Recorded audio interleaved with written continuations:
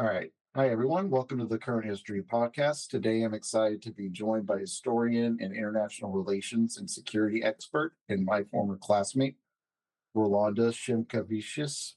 We'll be discussing Russia, Ukraine, and Eastern Europe with a brief detour to Japan. Our conversation will focus on Russia's relations with Eastern Europe, the historical and strategic factors driving today's tensions, and the Baltic states' alignment with the West in the post Cold War era. We'll also examine the current state of the Russia Ukraine war and what it all means for the United States.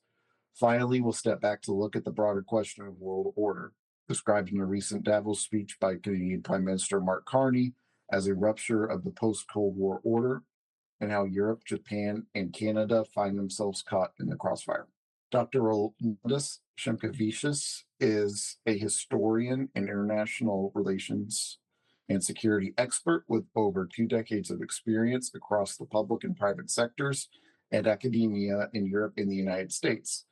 A native of Lithuania with family ties to Ukraine, he holds a PhD in international relations from King's College London, a BA in history from Vilnius University, an MA in history from Boston College, and is currently completing his master's in government at Harvard University. He has also earned multiple certificates from the University of Oxford. Rolandas has served as an advisor at Lithuania's permanent mission to the United Nations and other organizations such as CERN, consulted UK government agencies, and worked as a security consultant for several multinational corporations, including Accenture. His interests and expertise bridge global history and international affairs, spanning the United States, Europe, and Japan. So, Rolandas, thanks for joining us. Thank you. Thank you for having me. Yeah, no problem. So let's start with a broad opening question. Why international relations? So throughout your career, you've engaged in a variety of roles related to international affairs while pursuing diverse high-level academic studies. What motivated you, and how did your background growing up in Lithuania influence your academic path? Right. Thank you for the question. I would say that I came to international relations discipline through what first appeared to be a strategic choice, as you always do when you go about academic studies. But in hindsight, it was also deeply personal. Growing up in Lithuania, international politics and history were never abstract. They actually shaped our daily lives. Domestic international events, as you can think of, happening in the former Soviet Union, like Chernobyl's nuclear disaster or Gorbachev's perestroika, Moscow's broadcast of Soviet rituals in October, celebrations, Russia's economic blockade of Lithuania, or the collapse of the Soviet Union, actually, on Christmas in 1991. These were the events that directly affected our lives, our identity, security, economy, and our sense of future. Other, what you could consider foreign events, like the election of Polish Pope John Paul II, Solidarność movement in Poland, speeches by Reagan or Thatcher, they actually entered our homes through television, and they helped to shape our mundane understandings of what power or resistance to Soviet rule or belonging to Europe was. So, and that was all before I acquired the language of international relations to analyze such events. Yeah, and that's interesting thing from on your perspective, because to us those are just like historical events, videos. They really impact us. So yeah, exactly. And I mean, I thought that history, academic history especially, could become my entry point, which then followed naturally by the study of international relations. And it allowed me to connect my personal and national, academic, and professional experiences to contemporary global politics. So this is what I believe in, basically, that scholarship or intellectual thought in general ought to speak to practice, and policy is strongest when it's grounded in historical depth. And I'm curious, based on some of the things you said, like going back, we could discuss this briefly. Going back to like your childhood, these events you talked about, which one stood out to you the most and why? So I think this time when I basically came of age, Mhm, basically when a child turned to a teenager, the fall of the Soviet Union, I clearly remember December 26, 1991, when Gorbachev announced, on mhm, television that the Soviet Union is no more. And mhm. as you can imagine, this was done with the Russian hands themselves. Nobody Yeah. uh, went in and basically destroyed this mega structure that we call the Soviet Union. And I Mhm, think what shook us all was that we had to defend our fragile independence that brought about the fall of the Soviet Union by, through the death of 14 people on January 13th, 1991. And it's a painful reminder that sovereignty or security are not taken for granted things. They're not theoretical questions. mhm, These events shaped our public conversations, our anxieties about the world, and actually our immediate neighborhood where we mhm. find ourselves, which is, within Russia, between Russia and Belarus.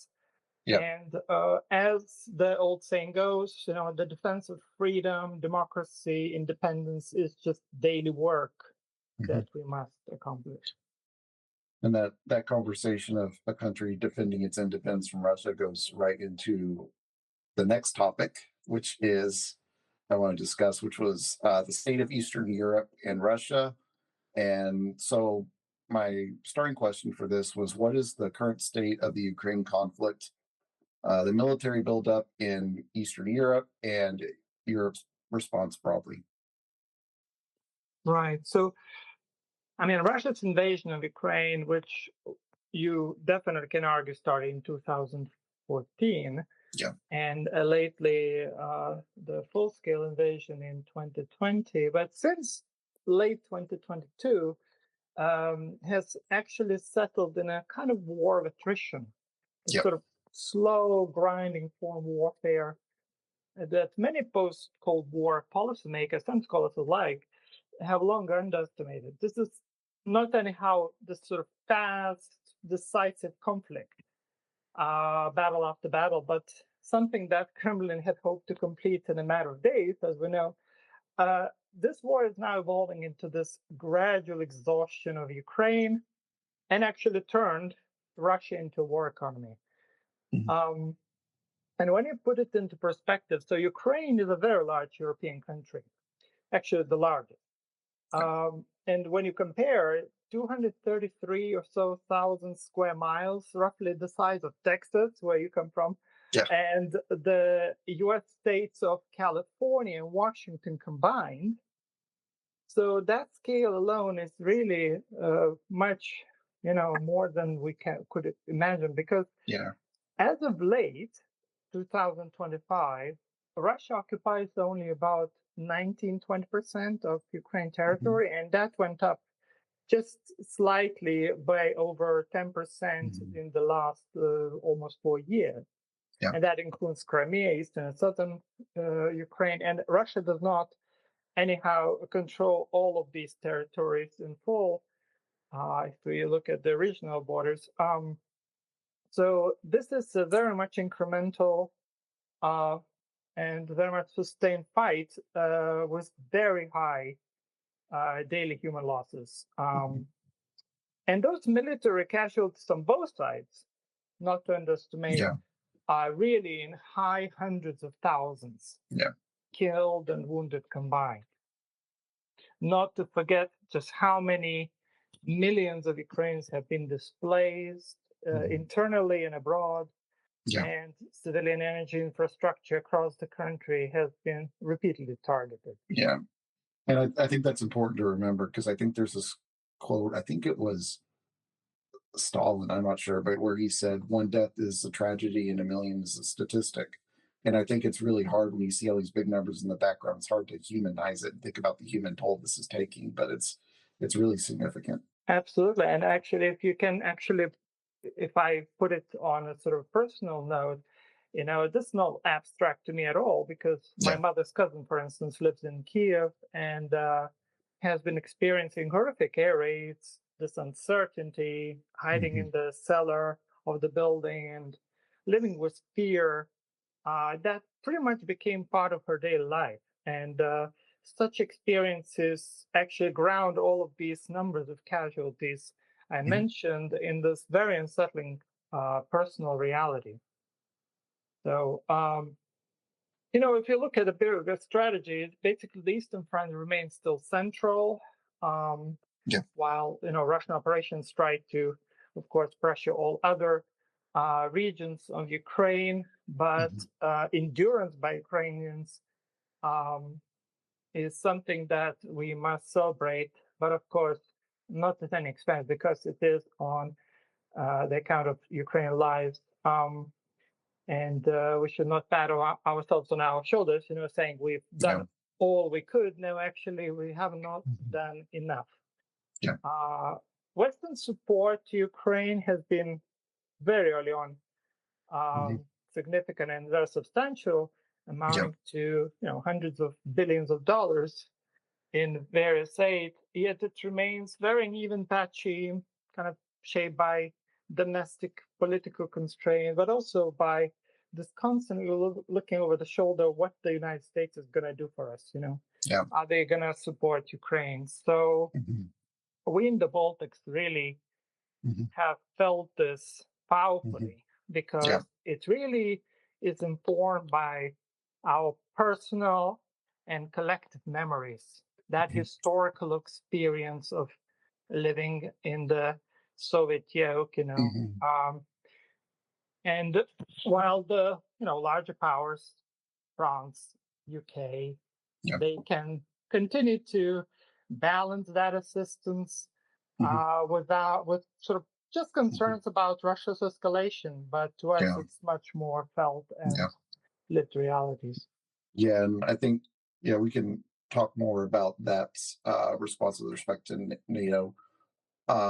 But I really wanted to focus in now is you talked about the historical memory in Russia. Now, how's that playing into the buildup that's happening in Poland and in the Baltics to essentially keep Russia from pushing forward? Yeah, I mean, we have started in a very meaningful way to build up some defenses, with barbed wires and Yep. various monitoring equipment and dragon teeth and ditches and having German battalion over and Hmm.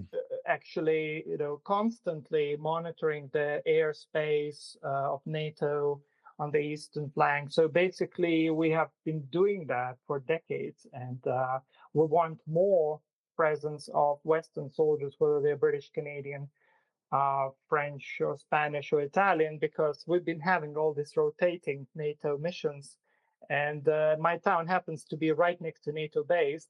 So every time I put out my head out of the parents' window, I always, hear or see NATO planes, jets, going around and monitoring the eastern border, because we border Belarus, and Latvia borders Belarus as well. We also border Kaliningrad, which is a big enclave of Russian militarized power. So basically, we live between the two very unfriendly autocratic powers, and that we constantly have to be resistant, resilient, build up defenses.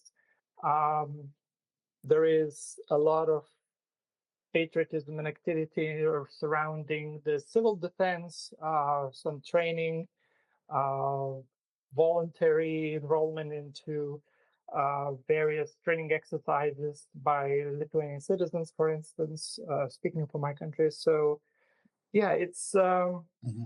there are various meaningful ways that can be done, whether it's thinking about evacuation routes or defense strategies. Any kind of tactics, any deterrence capabilities. So basically, it's all happening Hmm. much more formidably, Okay. much more visibly now than ever Yeah. before. And what would you say broadly about Europe's response in general, the EU? Uh, EU has never been a military power. It has always been in the sort of accountability responsibility of Okay. NATO, but these are the same EU, NATO countries. I guess what I meant to say was the EU member. So like the UK is not an EU member, so I guess it's fair to say Europe broadly. So UK, France, Germany. Sure. Yeah, I mean, it all depended on the leadership at the time. When Mhm. you think about Germany under Scholz and Germany under Merz, it's entirely different story, right? Or Merkel, for instance. Various responses. I think it was where the problem was is finding unity and also facing various basically distressing signals from the East, Putin's escalatory language that Yeah. really made lots of leaders shun any escalatory actions. But also, it's just the time for the leadership to shine. And Mhm. Zelensky came through as this shining star in this darkness. And I think, well, we all are grateful for it because if not for his administration's sort of formidable response and Ukrainian collective will to fight back, Mhm. we would have an entirely different conversation now, I think. And the Yeah. tanks would be rolling actually not through Kiev but through Lviv, and maybe even sort of making their way towards Warsaw and Vilnius. Yeah. So it's um, it's the time that requires the kind of man that Mhm. and the kind of leadership that it Yeah. doesn't need to be a man, but the Mhm. leadership that really Mhm. brings the country together and also brings the allies on board. Yeah. And I think when you're talking about tanks rolling potentially into Lithuania and Poland, I think what's really caught everyone by surprise was Russia breaking that taboo on rolling tanks across the European border. And so I wanted to know what you thought about, what's Russia's end game with all of this, and does their behavior surprise you, or do you think there's an overall uh, theory or idea about what drives Russian leaders that would make them act like this? Yeah. So I mean, Russia's behavior might seem confusing, but yeah, there is a really strong historical pattern to back up Yeah. any argument about explaining Russia's behavior, contemporary behavior. Um, and again, it's about the leader that's in power in Russia that Yeah. is having some sort of illusions or delusions about where Russia should go next. So, um, I mean, we always used to in the West, you know, about this sort of rational decision making, conventional Yeah. power, sort of explanations of international relations and geopolitics. But it's still very much consistent, fairly consistent in this historical logic that, especially that is reinforced by such thinkers in Russia like Alexander Dugin, right? Who is constantly, repeatedly Yeah. echoed in Kremlin's rhetoric. So, but what is interesting that in that language that we use, we always sometimes, or should I say, sometimes misuse certain terms like rationality, what Yeah. is irrational behavior, or what is a great power, for instance, right? So if we take great power Mhm. concept, right? Russia today is not a great power by Yeah. most measurable standards. I was going to say I Yeah, saw day the other day that the GDP of the state of Texas is bigger than Russia. exactly. I mean, it Right. trails lots of countries, not just United States or European Union, but also several middle power countries, like the Netherlands, where I'm Yeah. in now. So it aspires to great power, well, yet again, Yeah. but that aspiration, when it's matched with some sort of capabilities, especially nuclear weapons, Yeah. when it's paired with that aspiration, I think it's dangerous. So basically, we should know that Russian greatness is largely a construct. It's a Mhm. narrative shaped, Okay. especially in the Stalin era. Can we take a step back real quick? Because Yeah.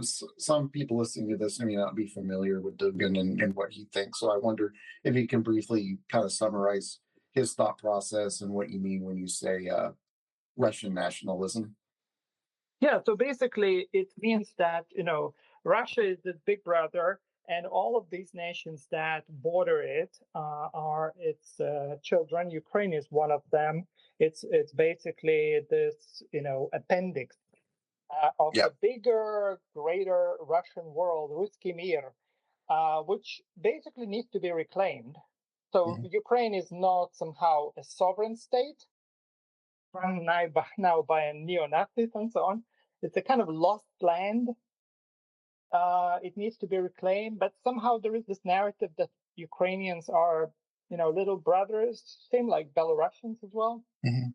and all this Slavic, mythic, mystic world that these countries need to be again part of.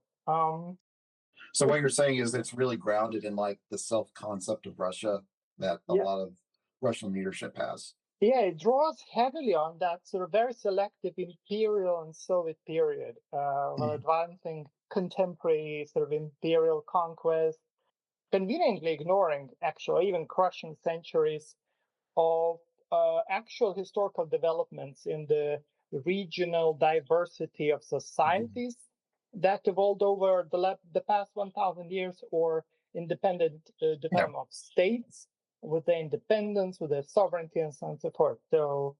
Uh, so this narrative that history is something that went wrong.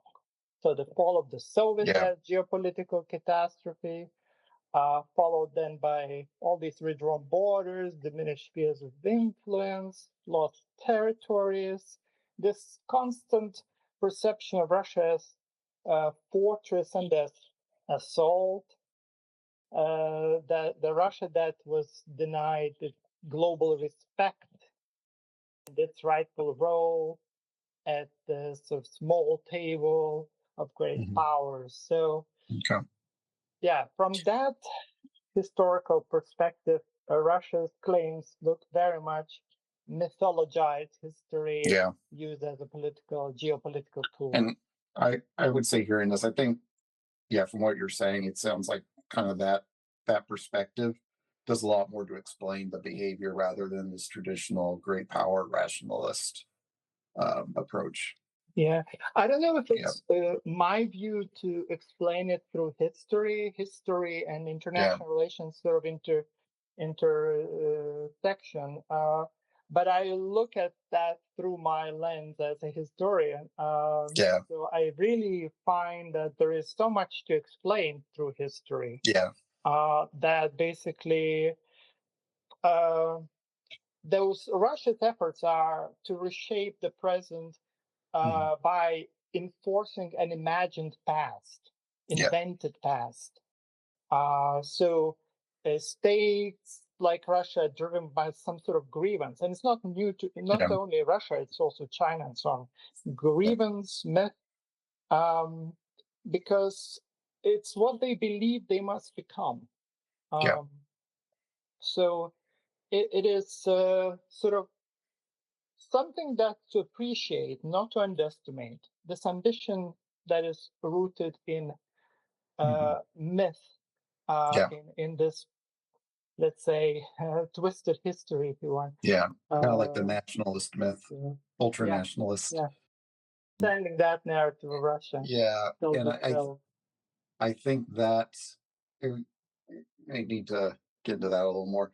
I think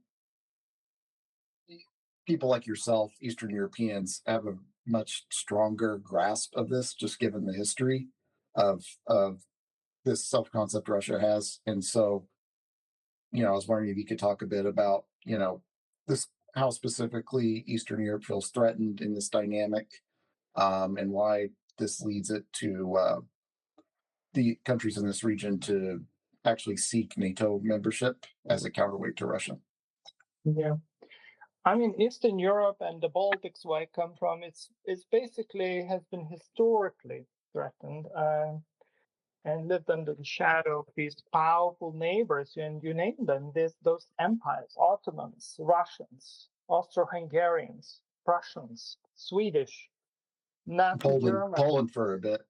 Poland for a bit, even Lithuania since Yeah. 14th century till 16 or so, and then Soviet Union. And even now, Russian Federation. So Yeah. all of that shaped our borders, our identities, daily lives. So we have repeatedly experienced occupation, coercion. This we we were forced into also to alignments with external powers, and NATO is one of actually the most successful ones, most the longest living alliance in our living memory. So it's basically when Russia moves troops or conducts any exercises near our borders or claims some sort of historical mythical rights over our lands, these actions resonate deeply with us and with broadly Eastern Europeans. So I think that's why NATO is so.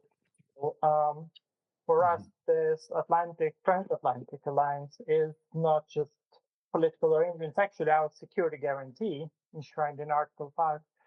And countries like the Baltics, Poland as well, Romania, have invested heavily in upholding that alliance.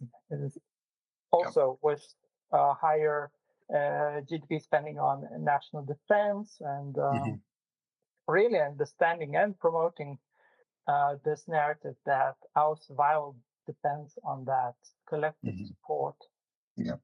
And I guess that's probably why y'all are, I don't want to assume, but I would guess that y'all are kind of nervous about what's happening with the United States and its sort of volatility. And I know it has, convinced a lot of countries to boost their defense spending. But I wonder if you think that uncertainty is worth that. Yeah, it is. We are investing in our own defense, and Yeah. by investing in our own defense, we're also investing in collective defense. It's so cumulative. So it's something that we must do with or without US. Yeah. Hopefully with the US as whatever it is, as a backstop, backdoor, back sort of support, Yeah. or the prime driver of the next, let's say, defensive war against Russia. I don't know. It's NATO is for us this leverage, reassurance, and it really provides us time to respond to crisis before they become existential. So, but even NATO cannot erase fear entirely. It helps us manage it strategically, and there is this need to understand this balance between our historic memory, especially, and the perceived contemporary threats and the architecture and plans for defense. So it's really key to understand why exactly that is. Eastern Europe watches Russia so closely. Yeah. So it's a crucial shield.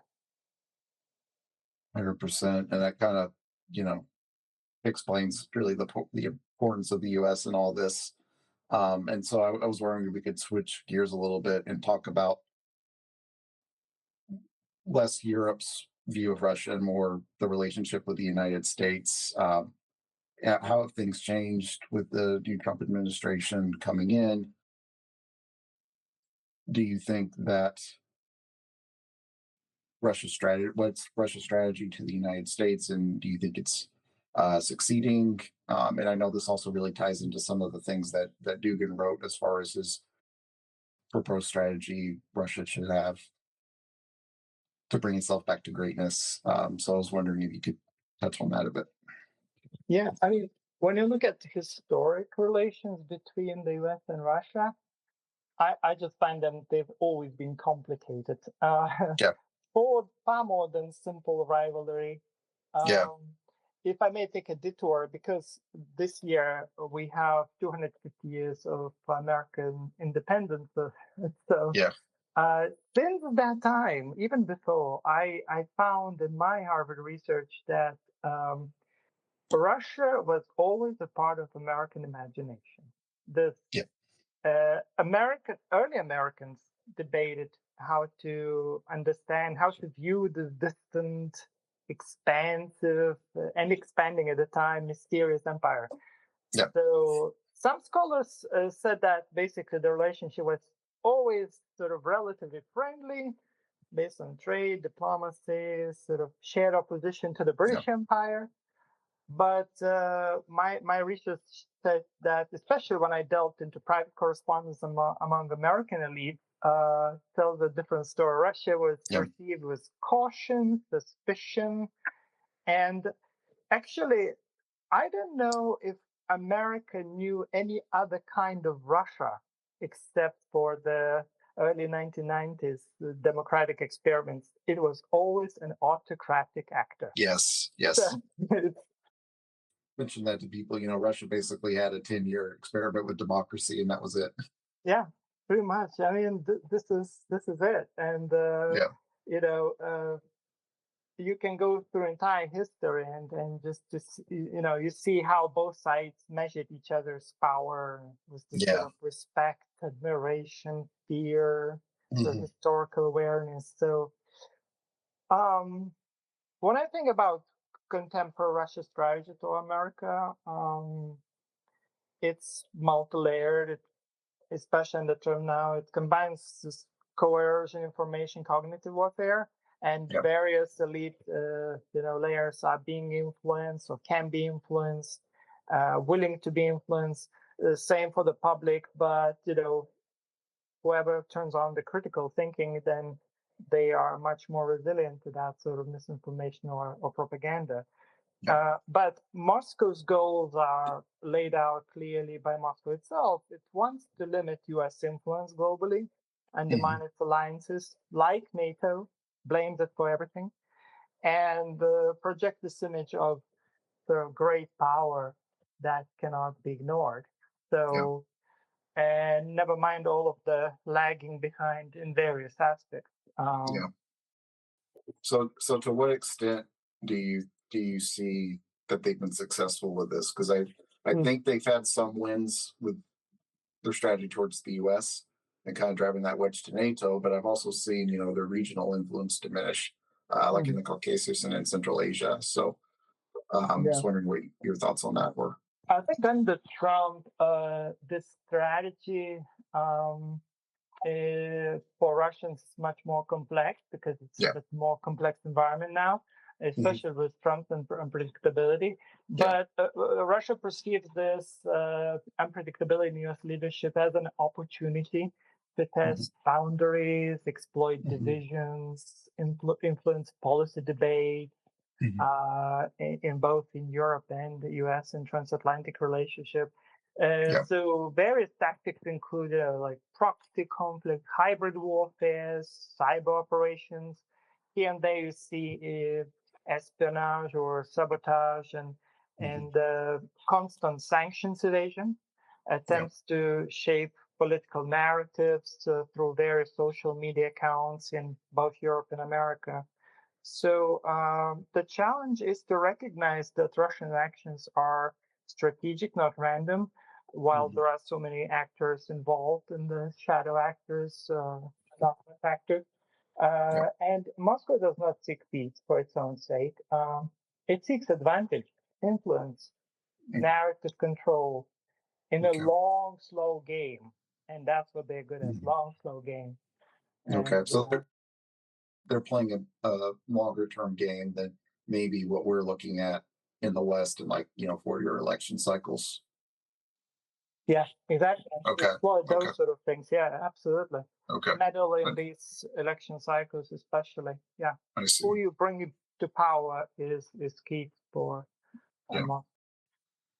Now, speaking of kind of long-term broader shifts, there's been a lot of discussion in abstract about the emerging multipolar world order.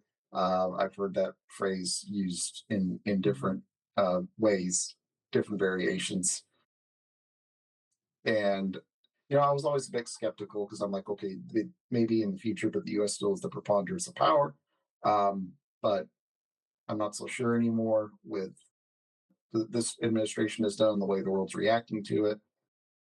So I kind of wanted to get your thoughts on this emerging multipolarity and how U.S. transactionalism under Trump may have accelerated this, and your thoughts also on Canadian Prime Minister's Mark Carney's speech on at Davos about this, because I think Mm. his speech is the first time I've heard a world leader really name this. Yeah. Um, I mean, yes, scholars have been grappling with this concept for decades about what's coming next after this unipolar moment, and Yeah, perhaps we are already living in this period. And it's always visible only retrospectively, hindsight, when this is when it yeah, started. So there is never really a clear starting point. It sort of blends in with another era that follows. I think we can call it emerging multipolarity, yeah, the kind of world where power is no longer held by a single superpower, yeah, but spread across several states and regions. yeah. I had a quick aside when you said Mm, a lot of times you don't know in hindsight.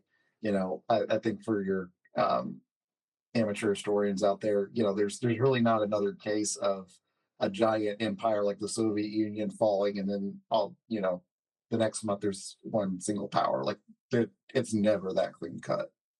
yeah, So, exactly. I mean, even and within the I think NATO, everyone's expecting like it to be look like that again. So it's really yeah. hard for people to I mean, accept the their dissolution was expectations. announced on a particular day, but the signs were in the you know uh, already early on, with the economic um, Yeah, problems and the Chernobyl yeah. disaster and environmental Yeah. degradation. I guess the point I was trying to make for a lot of people is, it's not going to be like poof, it's changed. It's going to be a gradual evolution, Yes, even you know. Carney's speech was not the sort of cutoff Yeah. point. We're now in a different world. Yeah. It will have to be felt and realized moving forward. I don't know. Maybe Trump is not in power for a long time either. So we don't know. Yeah. Maybe there is some sort of U-turn or whatever. But I think what we know in this post-Cold War world is that the rise of China and Russia's attempt to reassert itself in this post-Cold War world order, these are again, maybe they're revisionisms rather than some sort of futuristic utopian move forward into this multipolar world. They are actually wanting to bring us back to some era, whether it's Soviet or Tsarist. Yeah. So, but what I think, and especially that is something that is highlighted in Carney's speech at Davos, and there were Mhm. lots of other interesting speeches actually in Davos, including Zelensky's, that basically multilateralism uh, is is a practical necessity. It sounds like it's going to be dead or something, but it's not, I think. And actually, we will need more multilateralism in a multipolar Mhm. world. And Carney basically talks about that. Basically, yes, we will be driven by the sort of values-based realism, but even in that sort of world, we will need crises to be managed collectively. Various risks need to be addressed as a collective human whole. So Mhm. basically, it's going to be a much more fragile world, perhaps much more fragmented, but it also will be driven by perhaps some sort of shared values. Yeah.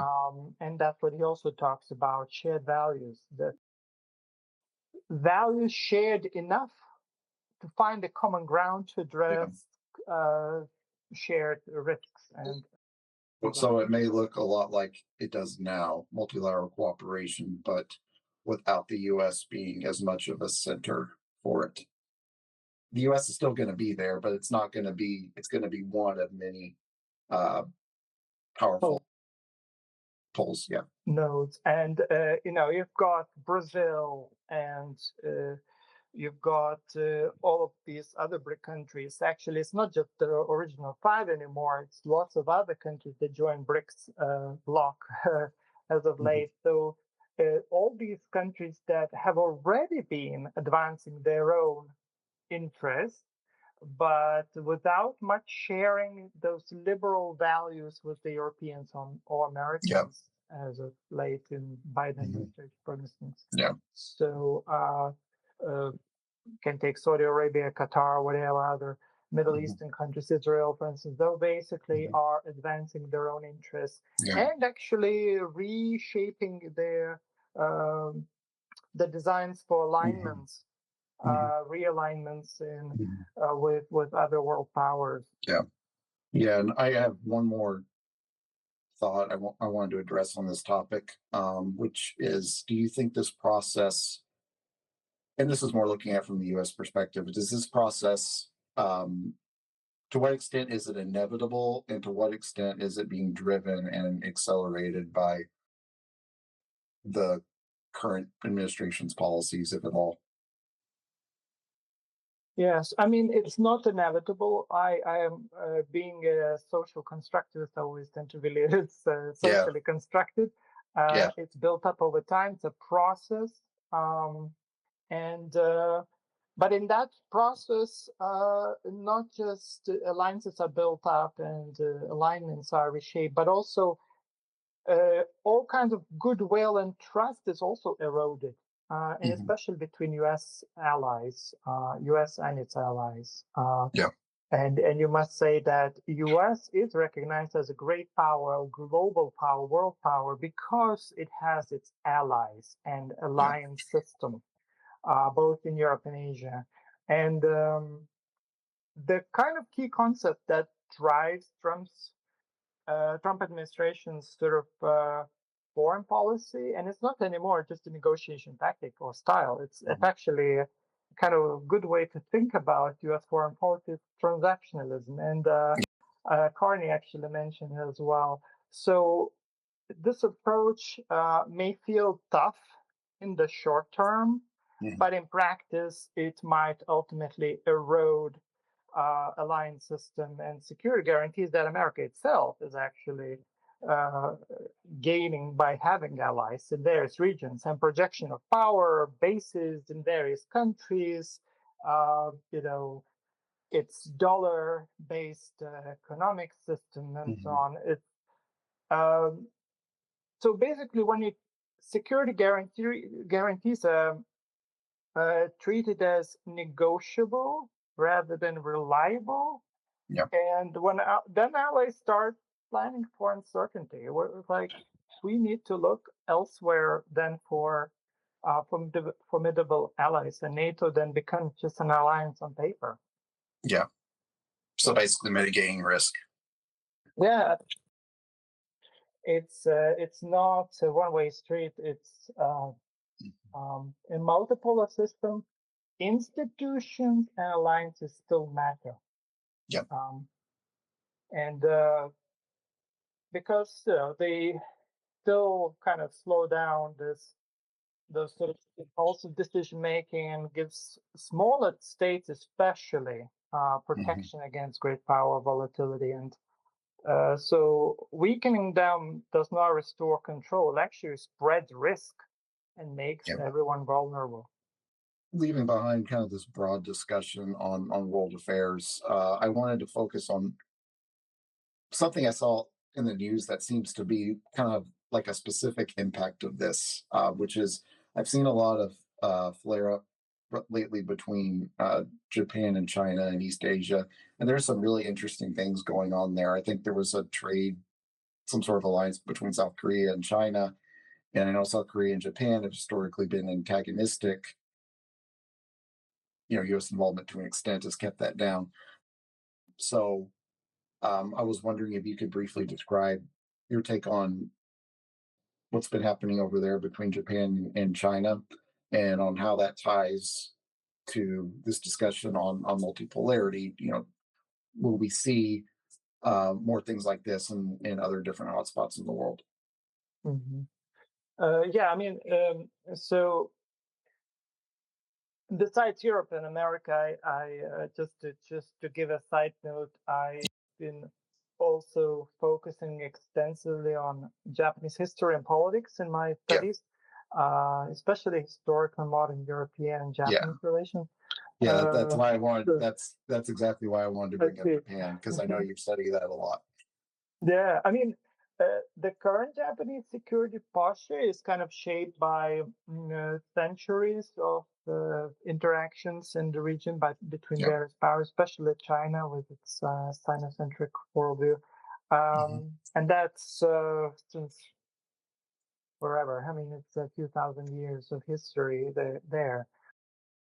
But today, Japan again faces rising China. I mean, the kind of development that was much more felt since late 1970s, since the opening of China. So China again asserts its claims in the East and South China Seas, and challenges various established international norms, values-based order, as the Japanese policymakers like to say, and Hmm. really test the U.S.-Japan alliance commitments in the region.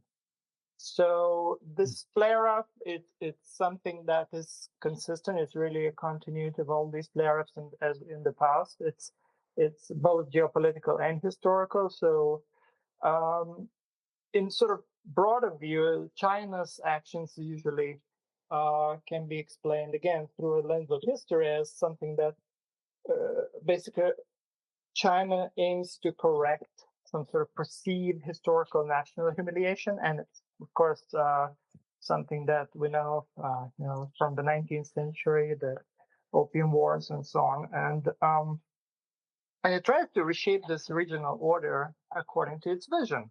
Um, so, in response, then Japan aims to combine smart diplomacy, military modernization, especially since Koizumi Aso and Abe administrations, and deeper alignment, ever more deeper alignment with the United States to deter the Chinese, and not to forget North Koreans Yeah. um, from their coercion in order to protect Japan's sovereignty. So it these patterns echo really historical dynamics. So middle power like Japan is navigating its survival and alliance, and its central to its deterrence. And that's why leadership matters as well. So basically, the first female prime minister of Japan, Takaichi Sakai, she is kind of in line, same line. She's a member of LDP, Liberal Democratic Party, and she represents a kind of continuity, both in strategy and rhetoric, emphasizing again nationalist narratives, sort of historical memory, and is more vocal stance on sovereignty claims. So is again not something new, because Abe Shinzo was of similar posture, Hmm. and he expanded defense capabilities Yeah. and turned Japan into its more assertive regional role, as well as revising those tightly fixed and guarded constitutional parameters. Yes, it's something of a continuity, I feel, and I see. And what becomes newer every day for Japan and the Yeah. wider region is the multiplicity of these various systemic risks. And China's growing military sophistication, as we know, Russia's war against Ukraine, those sort of developments reverberate across regions. Technological leverage, and the fragility and the trump of U.S. commitments. That creates a kind of structural uncertainty in East Asia. So you're saying there's risk coming from a bunch of different directions that these leaders are having to navigate, along with all these historical tensions that are beneath the surface. Exactly. They always play out in the background. So... And for historians and policymakers, contemporary policymakers alike, Japan, like European states, face similar challenges, and same powers, Russia and China, and they must manage vulnerability, also preserve their own credibility, and anticipate various, revisionist ambitions before they become irreversible. So I think history teaches us here some lessons, how to not misread great power, ambitions, and commitments. Basically, that is something that will, in the multipolar world, will become the development with high stakes more than ever.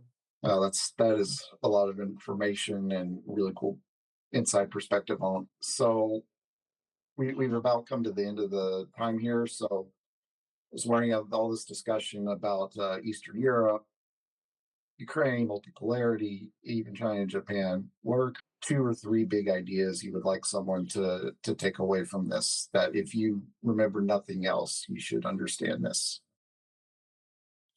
Let's try to do that. I think, as a historian, I can say that history shapes on how we see the world, analyze it, and how we understand it. And for such small powers like Lithuania, the past isn't just a story, it's a lens through which every threat or opportunity is viewed. There's historic experiences bordering those powerful countries. Makes us think about alliances, our security, sovereignty on a daily basis. So we then can, if we want to understand international relations, we need to look beyond the headlines. We need to dip deeper into history and to understand what shapes policymakers.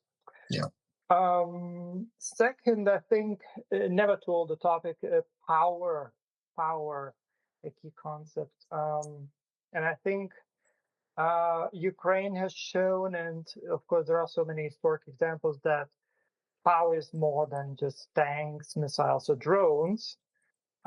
It's also the ideas, myths, and various grievances. So whether it's Ukraine or Lithuania or Russia, they all have their own ideology, memory, and a history of perceived injustice that can powerfully drive their own behaviors as actual force.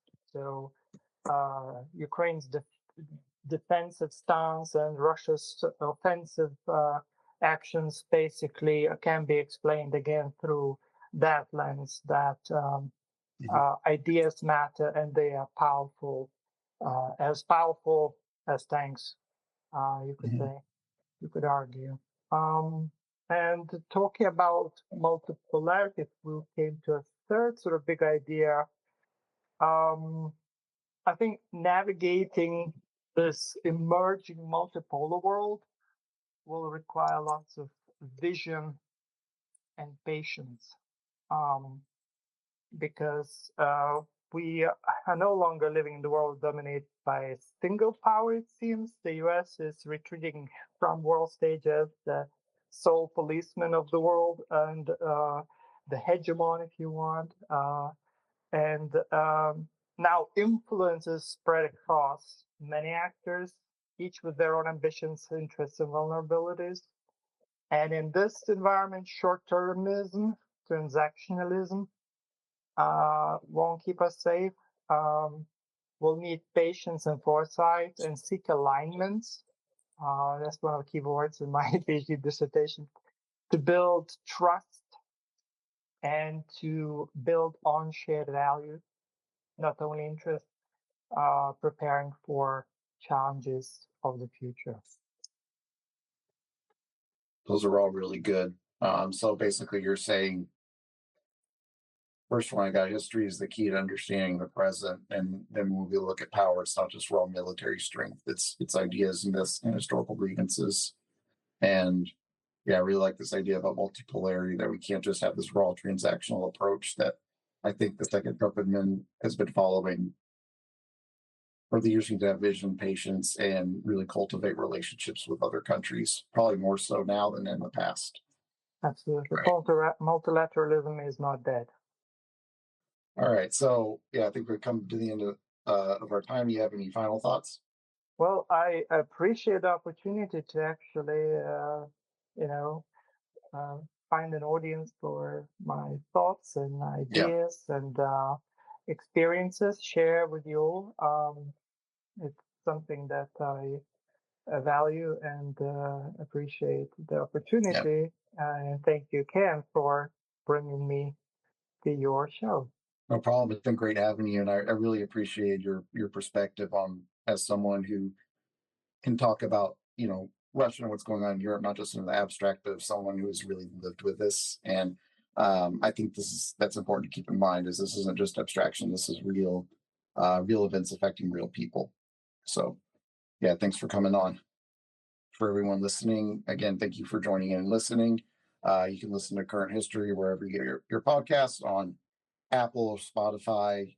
You can also listen through Substack. Just you can subscribe at www.current-history.com, where you'll also have the opportunity to support this podcast and current history in general. You can also follow Current History on socials on Instagram, Facebook, LinkedIn, and Threads. And again, thanks everyone for listening and for joining, and we'll see you next time.